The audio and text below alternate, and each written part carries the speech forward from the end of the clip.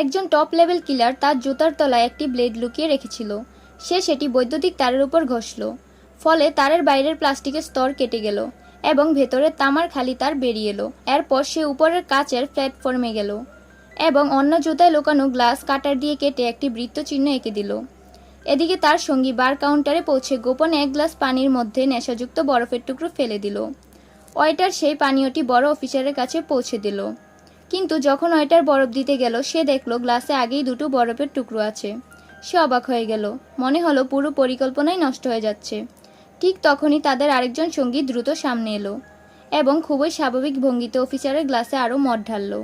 অফিসারের সন্দেহ কেটে গেল এবং সে এক চুমুকে পুরো গ্লাস শেষ করে ফেলল। অফিসার মদ খাওয়ার সঙ্গে সঙ্গে পাশে দাঁড়িয়ে থাকা নারীটি তার সঙ্গীতের দিকে ইশারা করল। কিলার সাথে সাথে সুযোগ বুঝে নিল। সে টেবিল থেকে একটি বল চুরি করল এবং দ্রুত উপরের ছাদে উঠে গেল।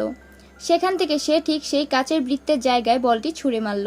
এতে কাচ ভেঙে নিচে পড়ল এবং সোজা গিয়ে একটি মাছের ট্যাঙ্কের উপর আঘাত করল। ট্যাঙ্কটি চূর্ণ বিচূর্ণ হয়ে গেল। পানি ছড়িয়ে গিয়ে নিচে থাকা খোলা বৈদ্যুতিক তারের উপর পড়ল, ফলে পুরো হলঘর আতঙ্ক ও বিশৃঙ্খলায় ভরে গেল। অফিসার পালানোর জন্য ঠিক পা বাড়াতে এক ভয়ানক ঘটনা ঘটল। অফিসারের সাথে কী হলো জানতে হলে ভিডিওতে লাইক করে চ্যানেলটি সাবস্ক্রাইব করুন।